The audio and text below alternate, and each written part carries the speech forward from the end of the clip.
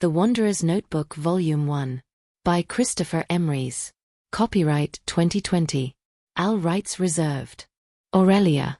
Dynalta, plus 153 tr. Aurelia made her way through the market, enjoying the sunlight on her skin as she frolicked from one stand to another. She was barely aware of her bodyguard, a soldier under her father's command, as he kept pace behind her. Each new stall she visited had some unique item or beautiful new cloth. The buildings around the market were mostly square structures made of clay and brick that shared walls. The market stalls themselves tended to be wooden constructs with fabric awnings that could be set up and closed down each day. Aurelia's guard wore the plated armor of the Riemann Empire that covered mostly his torso and shoulders. Aurelia herself was always dressed in the latest fashions. Her jet-black hair fell just past her shoulders, and her eyes were open and bright. "Aurelia, it is so good to see you." Aurelia turned to see Cassandra approaching her from the next stall over. They greeted each other with an enthusiastic hug. Aurelia noted the location of her friend's armed escort a few feet away. "Have you seen this new fabric that just came in? I know, it's amazing. Imagine what a beautiful dress could be made out of it." They chatted excitedly as they made their way down the street, each followed by their own escort. "Miss, it is nearly time for your lessons. Your father charged me to make sure you made it to them this time," interrupted Aurelia's guard. Her shoulders slumped and she frowned at the guard. "Father just wants to ruin everything." She paused, tilted her head, and looked at the guard with a flirtatious smile. "You know, you don't have to do everything father tells you to." The guard stared at her with a stoic expression. "I must insist. I have my orders." Aurelia slumped again and turned to her friend. "I'm so sorry, Cassandra. I'm afraid I must be going." "It's okay. I'm sure we'll see each other again soon. My parents are planning a banquet a week from now. We can catch up then if I don't see you sooner." "Oh yes, definitely. I cannot wait." Aurelia leaned in and whispered, "Will your cousin be there? He's so handsome in his captain's uniform." Cassandra playfully slapped her on the shoulder. "Gross, he's my cousin." Aurelia's guard cleared his throat and interrupted again, "We must be leaving." "Fine, fine," said Aurelia, rolling her eyes. She hugged her friend goodbye, gave the guard a dirty glare, and made her way down the street. "Stand outside like a good little wet blanket, will you?" said Aurelia as she turned from the guard and entered the dwelling of Koyos, her tutor. "Aurelia, my dear. It's so good to see you," the older man said as he ushered her into the back room where they conducted her studies. Koyos was older than Aurelia's father, with much more gray seeping into his hair. His face was lined with age, his eyes bright, and a smile always at the corner of his lips. "And you as well, tutor," Aurelia said as they closed the door to the back room. "It's good to finally be around an intelligent person," Aurelia quipped as all frivolities dropped from her demeanor. Her eyes hardened, her smile disappeared, and her stride became direct and purposeful. "You know, you don't need to pretend all the time. Would it really be so horrible if the rest of the world knew you as I do, an intelligent and capable young woman?" Aurelia made her way to the workbench and began examining the newest partially dissected specimen. "Their ignorance is my strength. If they think me as vacuous as the rest of them, then they will never perceive me as a threat. This is to my advantage." She opened a scroll and compared the sketches she'd made previously to the specimen on the table before her.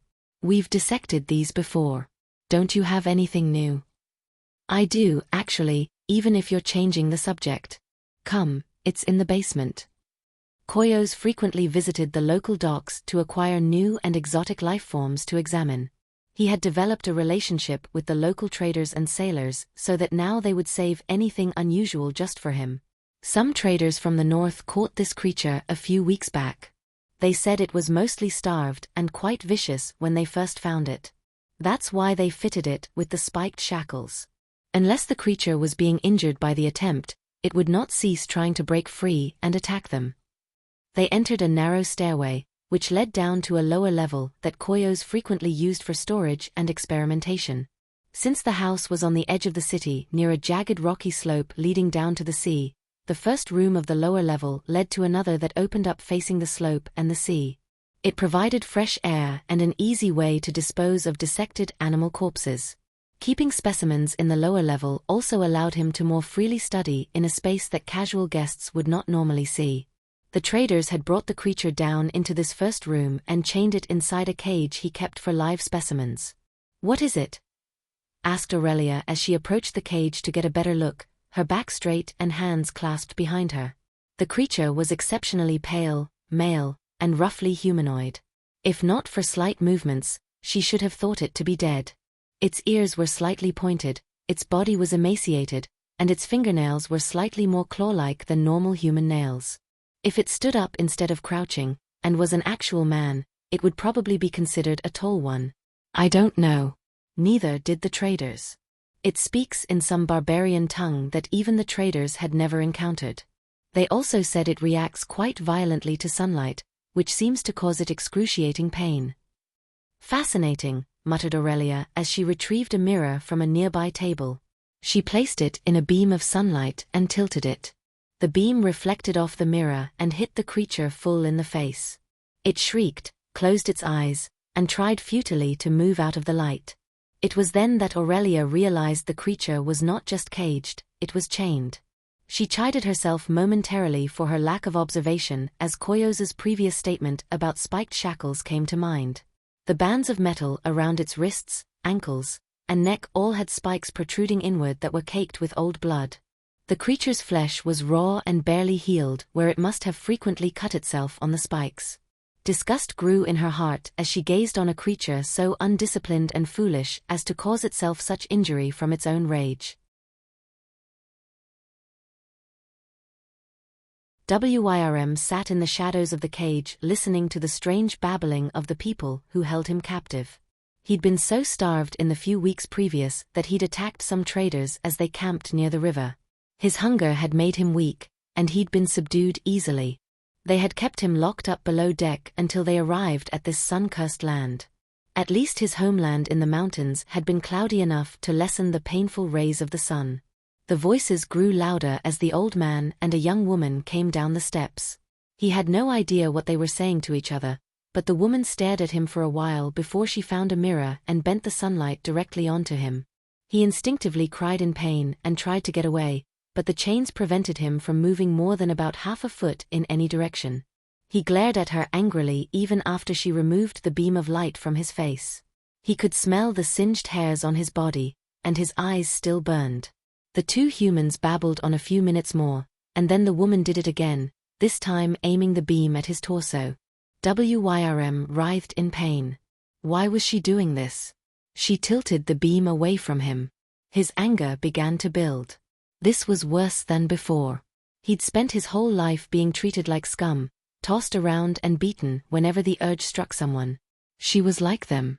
Wyrm closed his eyes, trying to will the pain away. The woman angled the beam on him again. He hated her. She needed to die. Wyrm turned and glared at her through the pain of the burning light. It didn't matter anymore how much it hurt. He was going to kill her. He'd put up with being treated like this long enough. Wyrm strained against his chains, his lips curling in a growl to reveal his sharp, pointed teeth as they ground together. The spikes dug into his flesh, but he didn't care anymore. Bitterness and anger made the pain moot. If his pain would lead to the suffering of this vile creature that kept tormenting him for her own amusement, then it was worth it. Any pain she felt would more than outweigh his own suffering. The woman and the old man were beginning to back away from his cage. Wyrm pushed harder and harder, his rage helping him ignore the agony as the spikes tore through his skin and into his muscle and tendons. He could feel the blood flowing over the wounds, but he didn't care. The death of his tormentor was all that mattered. Nothing else mattered. He could almost feel the chains about to break. Hatred filled his eyes. And then his eyes began to dim. The blood loss didn't even register to his mind, but it registered to his body. Wyrm collapsed. The creature's angry outbursts died down slowly as its physical damage drained it of the energy needed to fuel such emotions. It would be wise to avoid unnecessarily antagonizing a creature so willing to do itself damage in order to attack you, Koyos admonished. Experimentation and observation are key to learning and understanding everything in the natural world, returned Aurelia. Besides, the chains appeared to be of sufficient quality to hold the creature, and in the event that they failed, the cage itself would have stopped the creature or delayed it long enough for us to get outside where sunlight would have protected us. You can see clearly that the flesh is burned where the reflected sunlight touched its skin. Aurelia turned her back on the creature as she replaced the mirror. If all else failed, the guard could have killed it. Multiple contingencies were in place. There was no need to worry. Koyos shook his head, half smiling at her cunning, but slightly disappointed and worried about her coldness. We should learn what this creature eats so that our subject does not die on us prematurely, he offered. Not, Aurelia started. Not more than necessary so that it does not gain enough strength to escape. Yes, I am well aware of that, continued Koyos. He led her back up the stairs and into a side room where he began to prepare several small bowls with bits of different foods while Aurelia recited her latest reading assignments as well as her analyses of the topics they discussed at her last visit. Koyos prepared 6 small bowls, each with its own sampling of one of 6 possibilities: meat, vegetables or fruit divided into cooked and raw variations. They returned to the lower level and quietly placed the tray of bowls next to the cage before retreating to a safe distance. Koyos retrieved a couple stools, and they sat and waited, quietly discussing the day's lessons. After some time, the creature began to stir. Koyos watched it closely, also glancing at Aurelia every so often to observe her reactions to it. As usual, her face was impassive, betraying little of her mind's inner workings. He returned to observing the creature. The creature sat up slowly and looked at them. Its eyes hardened into hate as soon as it shifted its gaze from Koyos to Aurelia. Koyos saw no change to her expression in response. Koyos gestured to the food, and it finally began to examine the bowls in front of it. The creature looked at each bowl in turn until it came to the bowl of raw meat. Tentatively, it reached out its semi-clawed hand and picked up the raw meat. Instead of taking a bite like Koyos expected, the creature licked the meat. It then sank its teeth into the meat and seemed to be sucking on it. Koyos looked to see Aurelia raise an eyebrow when the creature finished sucking on all parts of the meat and began to lick up the small amount of blood in the bowl. It feeds on blood, she whispered. Fascinating. Koyos turned back to the creature. He looked closely at its emaciated form. The hair was long and unkempt, the skin sickly pale, and the nails almost claw-like. He wasn't sure, but it almost looked like the edges of the burns from the reflected sunlight were beginning to heal even as he watched. He made a mental note to observe carefully any changes in the creature's condition when it consumed blood so that he would not feed it enough for it to become an insurmountable threat. Aurelia and her father parted ways as she was led to the hall where Cassandra and the other women were holding their half of the banquet. The large rectangular room was supported by an inner rectangle of pillars. The tables were low to the ground, and everyone reclined on cushions while eating. Aurelia greeted her friend and several of the other women before taking her place at the table. Her eyes were wide and bright, a smile or appropriately sympathetic expression always on her face whenever she spoke with anyone. Most of the conversations detailed the latest fashions, exotic imports, popular playwrights, or captivating gladiators. Aurelia engaged in these topics with bright enthusiasm, only feigning ignorance when the topics shifted to more serious matters. Have you seen that new gladiator Cassandra's father bought? He's so handsome. They say he's from Elisana. I think they just make those stories up. I'm surprised that Cassandra's cousin hasn't been shipped off to fight against Elisana yet. Well, actually, he's going to be leading a legion and leaves in 3 months, replied Cassandra. He's going where? What's Elisana? Asked Aurelia, a look of confusion and worry crossing her face. My child, for a general's daughter, you certainly know very little, interjected an older woman with a look of disdain from the other side of the table. Aurelia hung her head slightly. I'm sorry, the things he talks about are just so boring, it's hard to remember. The woman laughed. Eager to improve the tone, Cassandra continued, when he returns victorious, he will be promoted and eligible to join the council. Another woman scoffed. Your father is spending a lot money supplying an army and risking his nephew to gain another ally on the council. It won't do much good. Marcus and Castor each control too much of the council for Cassandra's father to ever be elected to the Imperial Senate. I heard that they have a deal where their allies alternate voting between them every cycle, so they take turns representing the region in the capital. I heard that the whole thing almost fell through when one of Marcus's allies discovered that his daughter was the mistress of one of Castor's allies a few years back. They almost came to blows in the council hall. It was a huge scandal. Aurelia listened closely as the night wore on, displaying more interest when topics veered toward the superficial, but feigning just enough ignorance on serious or political matters to elicit explanations and encourage more discussion from those around her. Eventually, the feast ended, and Aurelia and her father returned home to their estate. Wyrm warily watched the old man place the bowl of blood in front of the cage. As soon as he'd backed off, Wyrm leaped at the bars and grabbed the bowl. He ravenously consumed the red liquid, then lay back against the wall. His eyes closed as he felt his pains ease. A soft scratching sound caught Wyrm's attention, and he opened his eyes. The old man was sitting on a stool behind a small table in front of the cage, looking intently at him, then down at a parchment on which his stylus scratched. It took Wyrm several long moments before he realized the old man was drawing him. Wyrm leaned forward, gestured at his eyes, then at the parchment. The old man lifted it so he could see. The images were a set of variations focused on his neck, with the first showing severe wounds, and the rest showing the gradual healing of said wounds. There were markings of some sort near the diagrams, but Wyrm didn't know what they were. He touched his own neck and realized that there was no pain, and his fingers could not detect a scar. They had been giving him small amounts of blood for the past several days, and he had noticed that he'd started feeling better, but it hadn't occurred to him that less pain meant the wounds had closed. Wyrm began to look at himself and noticed that his body did not seem so emaciated as before. He stood up and began stretching and flexing his body. He actually felt really good. His thoughts were interrupted by the old man getting up and going back upstairs. After some time, he returned with the young woman. Wyrm glared at her as she entered the room, though his anger toward her was not as great as it once was. He did not like the way she treated him.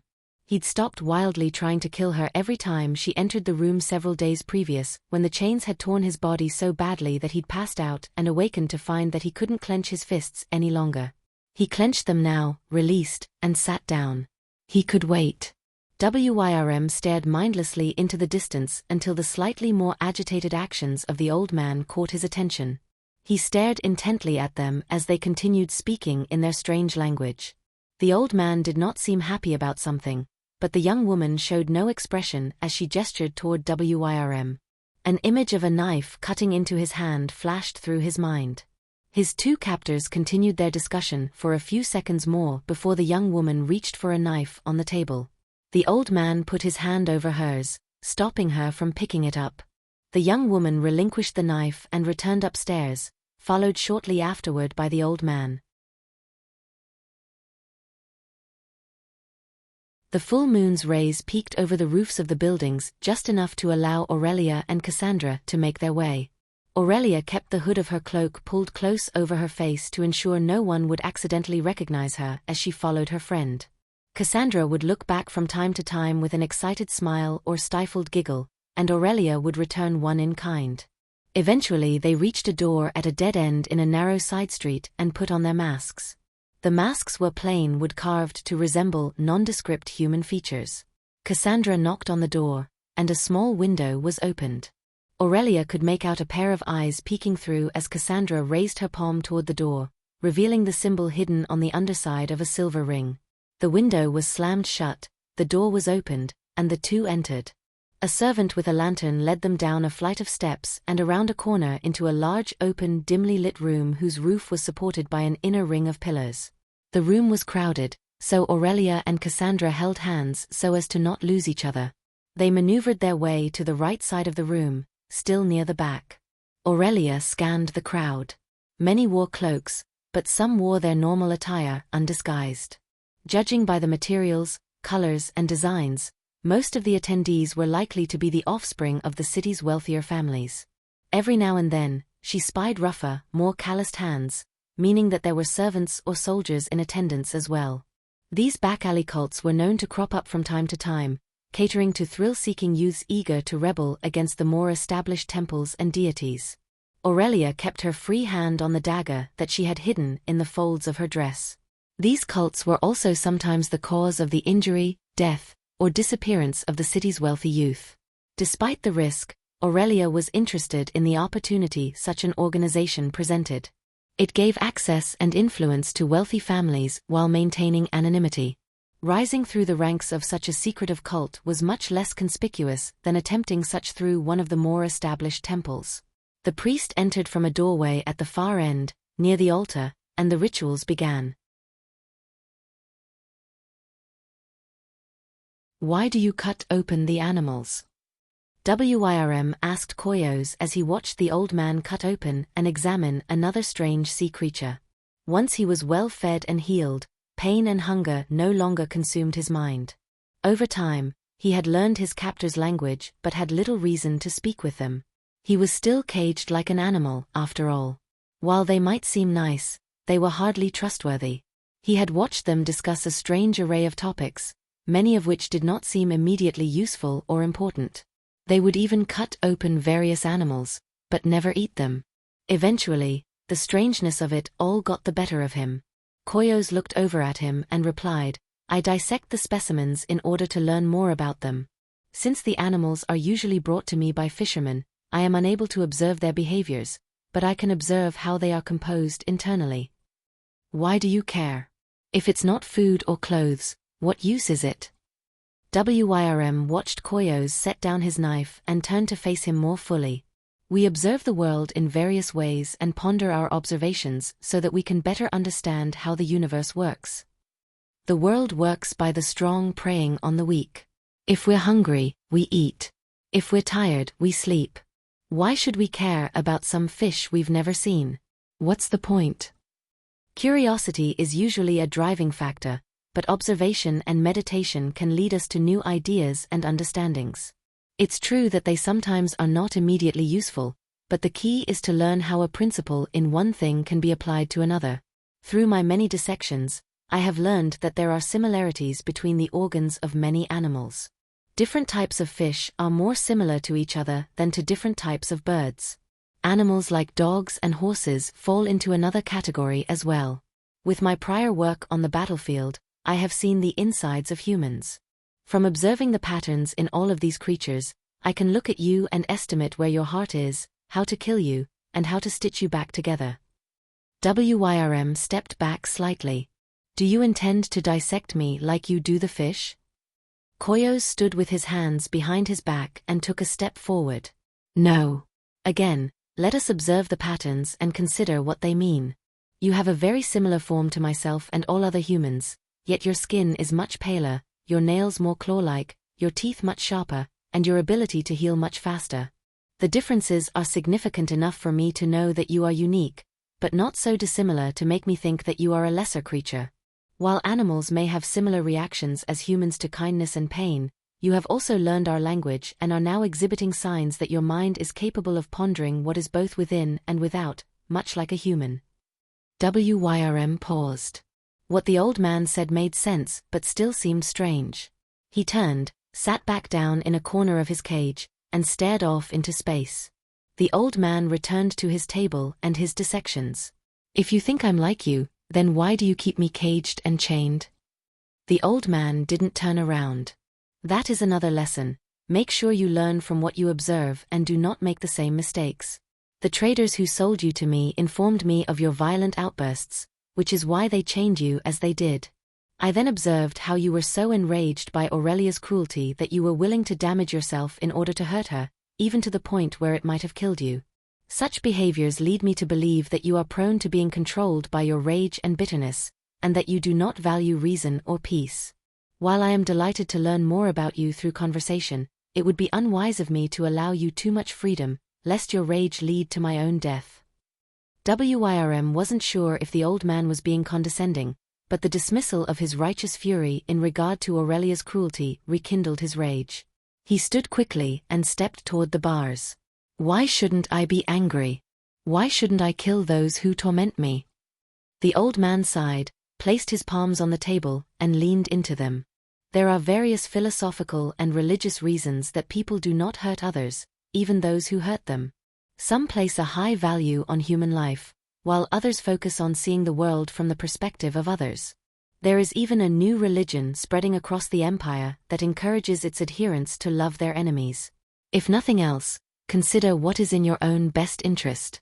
Killing or permanently damaging yourself is not helpful for you in the long run. If you are patient and control yourself, you can avoid unnecessary harm to yourself, and you may be able to achieve something greater in the future. The more you achieve, the less past wrongs will bother you. Wyrm glared at the old man. He still saw no reason to care for these humans, and especially no reason to love an enemy, but he could see the value in waiting if it got him what he wanted. Perhaps he should give more consideration to patience. A few years went by, and Wyrm learned as much as he could from Koyos and Aurelia. He even allowed them to cut him and time how long it took for his wounds to heal. The pain still angered him, but over time, he was able to better control it. The more well-fed he was, the faster he healed. While learning more about his abilities was fascinating, he still did not trust them, especially Aurelia. Wyrm would wait for her to leave before engaging Koyos in conversation. His newfound eagerness to learn encouraged him to speak to the old man, but his bitterness kept him silent before the girl. Oddly enough, it seemed like Koyos respected this decision, as Aurelia never showed any signs that the old man had told her about their conversations. For a time, Aurelia's visits became much less frequent, but eventually she returned. One night, she arrived in the darkness with several armed guards. They used loops of rope on the ends of long poles to move Wyrm from his cage to another, smaller cage outside. He was forced into this new container, and a cover was placed over it. He didn't know where they went, but when the cover was removed, he found himself in an empty marble room. The room was rectangular with a marble pedestal and bowl at one end, and several holes through which his chains fed were on the other. The guards left and Aurelia entered. She stood near the door in the center of one of the side walls. "This will be your new home. You will notice that your chains can allow you to move freely, but they can also be pulled through those holes so that you are unable to move." She looked over her shoulder toward the open doorway, nodded, and Wyrm felt the chains and his body being pulled back toward the wall. She raised her hand and it stopped. Aurelia gestured toward the marble bowl, and Wyrm noticed a pipe protruding from the wall above the bowl. "We will supply you with blood through there. As long as you cooperate, your chains will be loose, and you will be well fed." Wyrm looked at her. She seemed slightly older now and more serious. In the cage in Koyos's home, it was hard to measure the passage of time, and Wyrm began to wonder how many years had passed. Aurelia entered the temple from a secret entrance behind the large statue of the temple's deity. It was a strange mix of human and animal, though it was predominantly snake and human. Her face was concealed behind a mask formed in the likeness of a human-snake hybrid with noticeably large fangs. Her robes were a deep dark red, reminiscent of dried blood. She looked past the base supporting the statue at the assembled worshippers. The temple was a long rectangle, extending away from the idol with pillars spaced out along either side. The majority of the worshippers were arrayed between the two rows of pillars, in the open space, all face down before the deity's image. An altar had been placed in front of the idol, and both stood on a raised platform several steps higher than where the majority of the worshippers were positioned. On either side of the altar were hooded figures, all wearing red cloaks in contrast to the white cloaks of those below. Aurelia made her way to her place between the idol and the altar, careful to avoid the steps that descended directly in front of the idol to the cult's second circle of chambers. On the other side of the altar, a young woman knelt on the steps of the dais, the newest candidate for the cult's inner circle. "Welcome, child. Are you prepared to step from the third circle into the second circle of devotion?" Aurelia asked, looking down at the woman's bowed head. "Yes. Please accept these 2 prime slaves as sacrifice to show my devotion to our cause." 2 blindfolded slaves were then brought forth, 1 man and 1 woman. They were forced down onto their knees on either side of the altar. "Our master requires our obedience and devotion in both life and death," Aurelia declared. She grabbed the man's hair, slit his throat, and shoved the bleeding gash toward the bowel-shaped depression in the center of the altar. As the male slave ceased moving, Aurelia turned to the woman and cut her blindfold. "This man's death serves our master, as your life will now serve him." The guards came and carried the woman down the set of steps in front of the idol leading into the inner chambers of the cult. Aurelia stepped around the altar, placed her hand in the blood, then looked down at the supplicant. "Look at me," she commanded. The young woman looked up and immediately Aurelia's blood-covered hand gripped her throat, fingers curling in around the trachea and between the tendons, her sharpened fingernails making small cuts in the skin. Aurelia glared into the woman's eyes, relishing slightly the fear she could see in them. "Let this blood and these marks forever remind you that your life is in my hands, and my hands serve the master." "I am forever bound," replied the woman as she closed her eyes. Wyrm instinctively knew what time it was and walked across the barren stone room to the pipe and the bowel below. After a few minutes, blood began to pour out. He eagerly lapped it from the bowel until the flow stopped. It was human blood. He could tell by the rush of energy and strength he felt whenever he drank it. Aurelia had previously noticed the changes in his demeanor when he was fed human instead of animal blood. She later explained that the blood came from the sacrifices of the cult she ran. It was not lost on him that her ability to deduce this was due to his lack of self-control over his more subtle characteristics, and that her telling him was her way of demonstrating that he could not hide things from her. This had motivated him to work more to conceal his true feelings. Yet, with the general boredom of sitting in a stone box with nothing to do, he would forget frequently. The long expanses of time between feedings left Wyrm little else to do other than to alternate between mentally shutting down while staring off into space and contemplating the things he'd observed and learned when he lived in Koyos's cage. As a result, he would reach valuable conclusions but would then lose the drive and motivation to make anything of them. After some time, the chains bound to the spiked shackles around his neck, wrists, and ankles began to pull him, and he walked back to the far side of the room and sat down.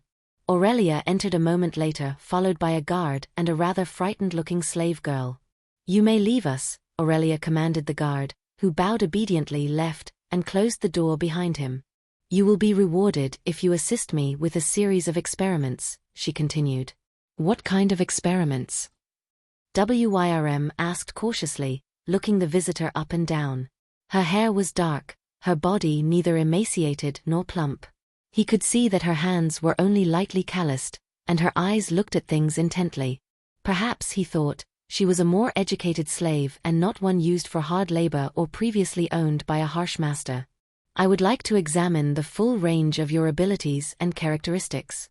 Some of these experiments may require the examination of your blood, and others will require you to utilize your abilities."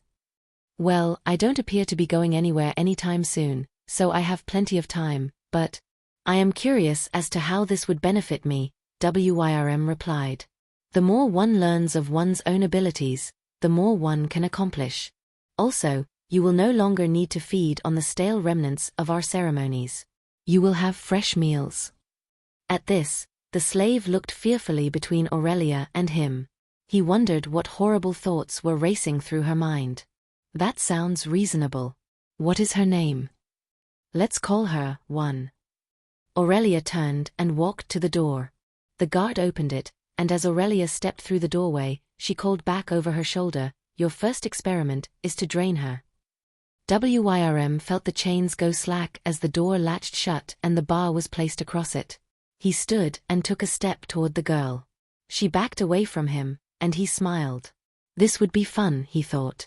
It would give him something to do and something to ponder, especially since he wasn't fully sure of his own limits. Wyrm dashed to the woman, gripped her shoulders, and sank his teeth into her throat. The blood poured out, and he gulped it down greedily. He was barely aware of her feeble attempts at breaking free of his grasp. Eventually, the blood stopped, and Wyrm became aware of his surroundings again. The woman in his hands was dead. He let her body drop to the floor as he closed his eyes. The power coursing through him was something he had not experienced in many years. This much fresh human blood made him feel like he could take on the world, and nothing could stop him. He clenched his hand into a fist, one finger at a time, his mind caressing the chains behind him, wondering if he could break them. Wyrm sighed. It would be best to wait. Even if he could break free, it would not do for Aurelia to find out before he was ready. He looked down at the lifeless corpse. He knew what would happen but had never taken the time to closely observe it before. Wyrm sat back down, leaning against the wall, his right arm resting on his raised right knee, and stared at the corpse expectantly. Eventually the corpse twitched. Aurelia made her way around the perimeter of the creature's newest chamber. Unlike the last one, this one had a series of smaller rooms evenly spaced along the length of the rectangle, with the main entrance on one end and the retractable chains on the other. There were 5 cells on either side, each housing, or soon to house, a specimen for experimentation. Grooves ran along the floor from each cell and down toward a depression in the floor near the chains so that any excess blood would be available for the creature to feed on. There were also 5 stone tables fitted with chains and spiked shackles arranged end to end down the center of the room. Grooves in them also led to the creature's feeding trough. She looked through the bars at the newest test subject, recently branded 57. The subject was significantly older than most of her test subjects. He was a blind beggar that no one would miss. Aurelia made a gesture, and a guard opened the cell, pulled the man out, dragged him to a table and chained him down. She nodded, and the guard left the room and closed the door. "What is the experiment for today?" asked the creature from his seat on the floor at the far end of the room. Aurelia brought forth a small vial of the creature's blood from a pouch on her belt and opened it. "We're going to test the extent of the restorative power of your blood on a living, non-transformed specimen." She dispensed 3 drops of the red liquid into the eyes of the old blind man and watched. She had seen the blood heal lacerations on contact and expected something similar, but nothing happened. Perhaps his eyes do not heal, because his body is not trying to repair damage to them right now, offered the creature. Aurelia paused and considered. This was a good suggestion, and the creature had steadily shown more aptitude and helpfulness in her experiments, but his ability to so clearly see what was going on from such a distance was somewhat worrisome. She was pleased that she had decided to always keep the creature in check and restrained when she was in the room with him. With one swift movement, Aurelia drew a large needle from her belt and stabbed the old man's right eye. He screamed and fought against his chains. Aurelia grabbed his head, pried his eye open, dripped 3 more drops of blood into the damaged eye, and watched it heal. The man's thrashing stopped, and his newly restored eye turned toward her and glared. "Excellent suggestion. Do you think there may be a way to restore his whole body without inflicting wounds on him?" Perhaps the restorative powers interact with the subject's own blood when there is a wound or with the healing process itself. If the blood doesn't restore from being poured over the eye, perhaps it is because it is merely contacting the surface of things and not the interior. How best should we transfer the blood to the interior of the subject? Aurelia mused over this. We could attempt to inject it into the bloodstream as a snake does its venom, or we could see what happens when ingested. She grabbed the old man's head, inserted a device to hold his mouth open, and poured the rest of the blood into his mouth. She stepped back and watched. There was no immediate change, but even the creature had taken time to heal when she had first met him, so perhaps the same would hold true now. It would be best to have a more precise way to measure and test the injection methods. Her one concern was that ingesting the blood, or even injecting too much, might cause a complete transformation. The goal was to take the creature's power without its weaknesses. She walked away and indicated at the door for the guard to enter and return the subject to his cell. Wyrm sat and watched from his end of the room, staring at the 5 newest subjects all chained down to the stone tables in preparation for Aurelia's daily studies. He thought they were numbers 87 through 91. He had transformed all of them a few days ago, and they had been fed daily with human blood. Aurelia's newest set of tests were designed to look for weaknesses of the creatures, since she had already learned how to steal some of their strengths. By this point, it had been several years since he'd last spent time among people, but he was still fairly certain that Aurelia should have been showing more signs of aging by this point than she was. He knew she'd developed a glass vial with measured markings attached to a hollow metal spike so that she could inject measured amounts of his blood into her. This was most likely slowing her aging as well as enhancing her strength. WIRM had been rather surprised at her display of genuine elation the day she came in and explained how she had been angered by a guard and lifted him off the ground with one hand. He wasn't sure what other advantages the blood was giving her, but he secretly hoped it did not impart all of his growing abilities. Having seen the blood's benefits, Aurelia was looking to make sure she didn't inherit any weaknesses. His thoughts were interrupted by Aurelia storming into the room with an exceptionally irritated look on her normally stoic visage. He watched as she walked to the subject on the first table. She began lacerating the subject and pouring various substances into the wounds to observe how the flesh reacted. Her movements were unusually rushed and frustrated, lacking the meticulousness that they usually possessed. "Has something gone wrong?" he asked.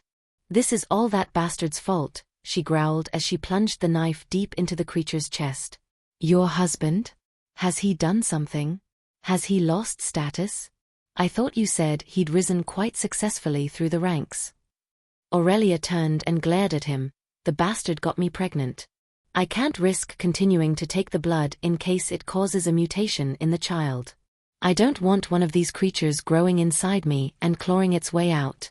If I can't take the blood, that leaves me vulnerable to attack, or even to being replaced if the effects of the pregnancy deteriorate my appearance enough that he decides to move on to a younger, more politically beneficial bride."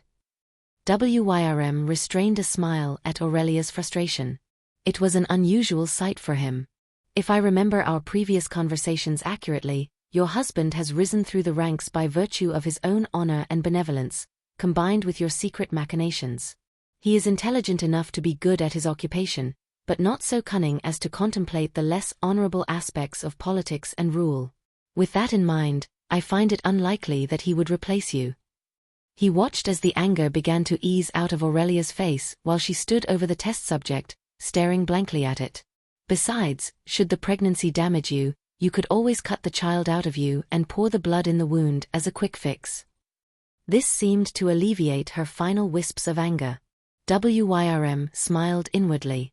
He could see both the external signs of her acceptance of the situation as well as images of the contingency plans forming in her mind. Aurelia held her child for the first time and felt as if she had never even been capable of thinking about this beautiful creature as anything other than the most important thing in her life. Several weeks passed where she spent all her time with her new daughter, ignoring all other duties and goals. Despite her newfound devotion, Aurelia eventually returned to her role as dutiful wife and covert high priestess. Years passed and her followers grew in number, rank, and utility. "My lady," a red-cloaked devotee said as he knelt before Aurelia in one of the inner chambers of the cult. She looked out through the eyes of her mask, down at the young soldier whose true loyalties were contained within the walls of the room in which they stood. "Tell me, has your general made his decision on whether or not he intends to march his forces to the capital?" "He has. We march in 2 days." "Such blatant arrogance is an affront to the wishes of our master," Aurelia replied, reaching into her robes and producing a small vial. "Pour this into his wine tonight, so he may taste our master's displeasure." "As the master wishes, and as you so command." The guard accepted the vial and, with head bowed, left. Aurelia made her way back through the secret tunnels to her chambers in her husband's estate, leaving her ceremonial robes and mask behind. It was time for her to check with her daughter Julia's tutors. None of the tutors she could find lived up to Koyos's legacy, so she had hired 3 of them to try making up the difference. She strode purposefully into the chamber where the tutors were waiting. "Give me your reports," she said as she took her seat and the 3 tutors knelt before her. "Your daughter has surpassed my expectations in mathematics and natural philosophy for one as young as her," replied the first tutor, an older, slender man with graying hair. "Excellent." She turned to the second. "Her grasp of history and geography is progressing quite nicely. Her questions are probing and insightful," reported the second tutor, a middle-aged man with a slight limp from an imperfectly healed battle wound. Good. Her reading and reasoning skills are quite developed for a 10-year-old child, remarked the third tutor, a middle-aged woman with the faintest hints of grey showing in her hair. I am pleased with your reports, Aurelia stated.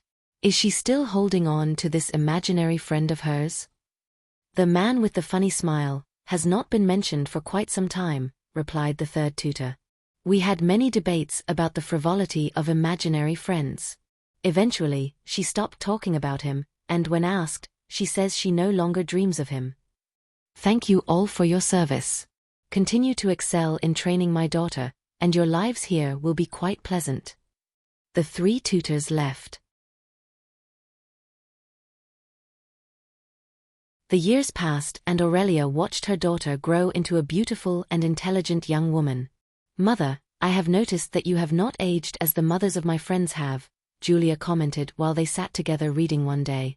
Aurelia set down her scroll and looked at her daughter. For a brief moment, she debated telling her daughter of her secrets. I have been gifted with slower aging, but I can feel age beginning to creep in these last few years. She wasn't fond of deceiving her daughter, but secrets only survived when they went unshared. How fortunate, Julia responded and continued reading. Aurelia gently stroked the vial of Wrm's blood that she wore around her neck and went back to her reading. Aurelia watched her daughter converse with her friends in the courtyard. They were all smiles and laughter. She could see a lot of herself in Julia. Even now, she noticed that her daughter portrayed more playfulness among others than she did when they were alone. Mother, come show my friends some archery, she said, running up beside her. I'm not sure that is the sort of thing they would be interested in, Aurelia replied. Oh yes, please teach us. My father won't let me practice. Okay, sighed Aurelia. She made her way to the side of the courtyard and retrieved a bow and a few arrows. She demonstrated how to nock the arrow and took aim at a fruit on a tree several yards away. The arrow pierced the fruit and it fell. Oh, let me try. Be careful, this isn't a toy, warned Aurelia. The first girl took aim and missed the tree entirely. The second hit the tree. Aurelia walked over to the tree to retrieve the arrows. She placed one hand on the trunk, well away from the arrow, and wrapped the fingers of her other hand around the shaft. As she began to pull, a slight sound caught her attention. Without thought, Aurelia spun, her right hand releasing the trapped arrow and sweeping across the space in front of her head. She felt the edge of her hand contact something smooth and thin, beginning to push it aside.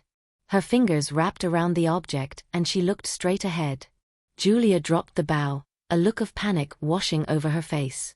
Her two friends were not paying attention. Aurelia looked down at her right hand and saw an arrow clutched there. I'm so sorry, Mother. It was an accident, pleaded Julia as she rushed to meet her. Aurelia comforted her daughter and departed as soon as seemed appropriate. When she returned to her chambers, she clenched her fist and snapped the arrow. How could she be so stupid? Eventually her daughter would figure out that she wasn't just gifted or lucky. Her mind and heart were torn between her desires to protect her daughter and to protect herself. Giving up her power was unacceptable, but she could never manage a confrontation with her daughter. Her only option was to disappear from her daughter's life and live only in the shadows of the cult. That would allow her to retain and gain control in the empire while protecting her daughter. Having made up her mind, Aurelia set about preparations for a trip along the coast. Carriages fell off cliffs all the time. The carriage raced along the road as the sun set. Aurelia opened a small box and extracted a glass vial of Wrm's blood and a syringe of her own design. She drew out the blood and injected it into her veins. The power surged through her. This was more than she usually used, but her tasks ahead would require the extra strength, and she didn't want to risk the effects wearing off too soon. Faster than a human eye could follow, she opened the carriage door and climbed onto the roof. The sound caused the guard seated next to the driver to look back. She reached forward, grabbed him by the head, and threw him over the cliff. The guard's screams caught the driver's attention. Before he could turn too far, Aurelia struck him across the back of the head in the direction away from the cliff and toward the road. He fell in a heap on the ground unconscious. She climbed down and rushed along the backs of the horses to jump in front of them. As soon as she landed, she spun around and drew her dagger. The force of her fist, the slash of the blade, and her sudden appearance scared the horses, and they lurched toward her left and the cliff's edge. As they attempted to pass her, she gave a quick shove, and they tumbled over the edge. The journey back had gone fairly quickly as Aurelia found herself able to move faster than the horses. She'd never fully tested the speed that Wyrm's blood bestowed over such long distances. It was exhilarating. Once inside the cult's underground labyrinth, she began to relax. Living the rest of her life in such obscurity would be worth it once her reach extended to the capital. She didn't need to be in the spotlight, just to have control. She made her way through the twisting passages until she reached the chambers of the high priestess of the cult. She unlocked the door and entered. The opposite wall was lined with shelves containing hundreds of scrolls. Some were reports from her spies, others were recently written works by the philosophers, and others were her own records. To her left was a long table at which she would perform experiments, study the scrolls, or create her own. On the right was a small bed. Her red robes of office hung in the center of the shelves. She reached to her right and felt only stone. Her robes weren't supposed to be by the shelves. She always hung them on the rack to her right, but it was empty. Instinctively, Aurelia clutched the handle of her dagger and stood with one foot forward, ready to pounce on her intruder. "Who are you?" The robes slowly turned around. "Mother." "I'm so glad you're alive," exclaimed Julia, a smile spreading across her face. "We were worried that something unfortunate might have happened on your journey." Aurelia took a step back in surprise. How had Julia even found this place? Her daughter walked forward to embrace her. Confusion froze Aurelia momentarily, and she allowed the embrace. Julia looked at her and reached out to gently stroke Aurelia's face. "Don't worry, mother. I wanted to make sure I saw you at the height of your strength and beauty one last time." Aurelia blinked as her daughter's words began to process. What did she mean by we? Something wasn't right. She quickly moved away from her daughter and looked around. "What did you mean by we?" With a speed far greater than her human daughter should have been capable of, Julia closed the distance between them. "How did you?" She began angrily when she felt the cold slice across her throat. Blood gurgled in her throat as Aurelia dropped to her knees. "It's okay, mother. Soon you shall be at peace." Wyrm walked out from the shadows and stood behind her daughter. Julia turned and greeted him with a hug. "You have done well, my beautiful child," he said as he stroked her hair. "Now go prepare to meet your new congregation." Julia kissed his cheek and left the room without looking back. Wyrm crouched down next to Aurelia as she tried in vain to hold in the blood pouring from her neck. The wound was healing faster than normal, but not fast enough. Too much time had passed since the injection. "I should thank you. You have taught me more than I ever could have imagined. Academics, cunning, manipulation, ambition, and patience," he finished with an icy tone. He reached out, dipped his finger in her blood, and brought it up to his face to examine. With one long lick his tongue wiped the blood clean from his finger. "Your daughter is amazing, already so much more than you. Together, no empire can stand against us. You have been my captor and tormentor for years, but you have also been my teacher. For that, I offer you this one reprieve, peace." With that, Wyrm reached out and snapped her neck. For one fleeting moment, she realized she could not feel her body any longer. The moment ended as the cracking sounds in her skull reached their climax. Did you like the story? Recommend it to a friend. Did you hate the story? Recommend it to an enemy. Best of all, don't tell them how you felt about it first.